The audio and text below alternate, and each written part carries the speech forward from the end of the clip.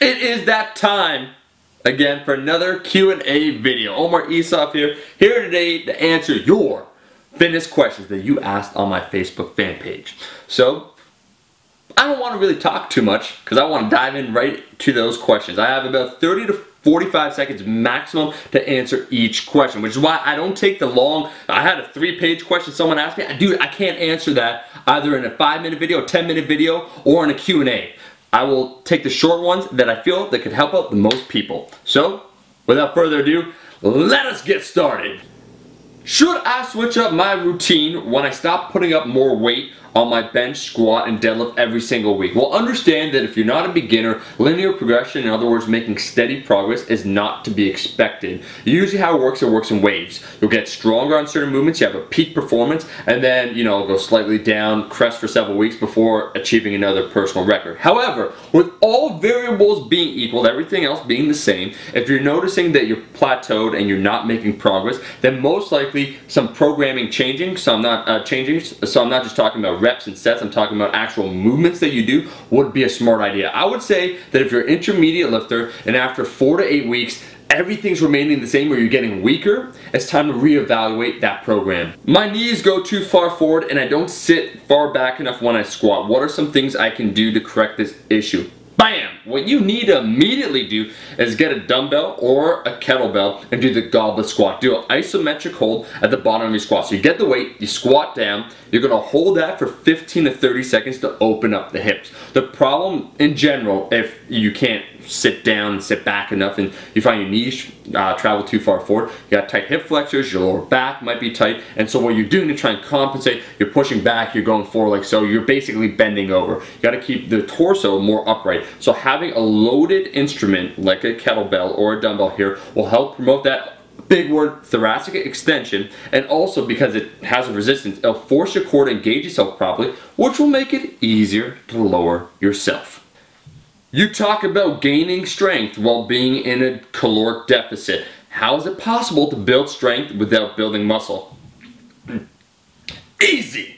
Because there's both physiological adaptation, which means building more muscle, and then there's neurological, which has to do with becoming more efficient with your nervous system.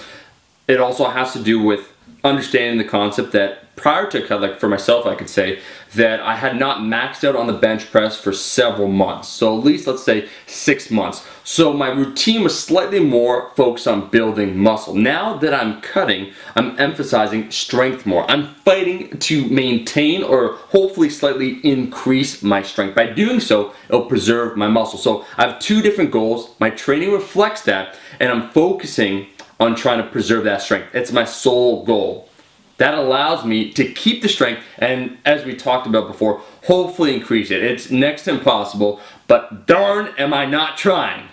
Omar, what is the quickest way to overcome plateaus on compound movements? You gotta find your weak points, do accessory movements that'll help that. So what's your sticking point on the bench press? For me, it's kind of actually now around lockout, so I'm focusing more on direct tricep work.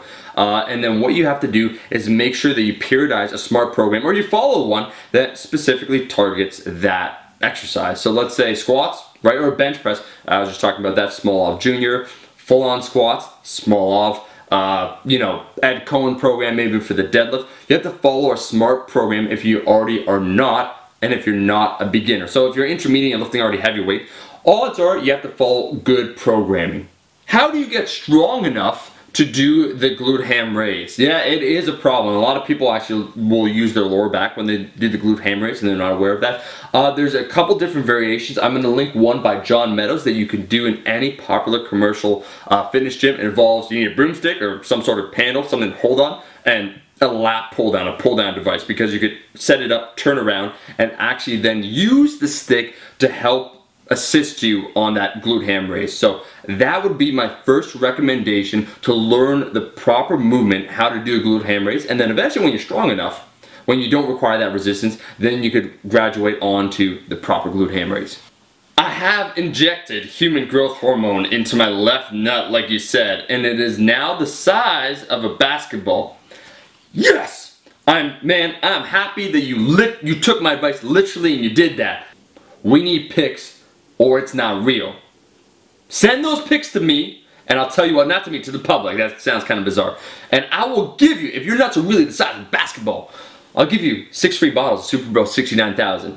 Hell, not only that, I will also send you the Brady Broseph Shaker bottle, which is in pre-production right now. Granted that your balls are as big as basketballs, and that is if you survive, because I'm assuming they're gonna explode or some shit. So, buddy, the balls are in your court.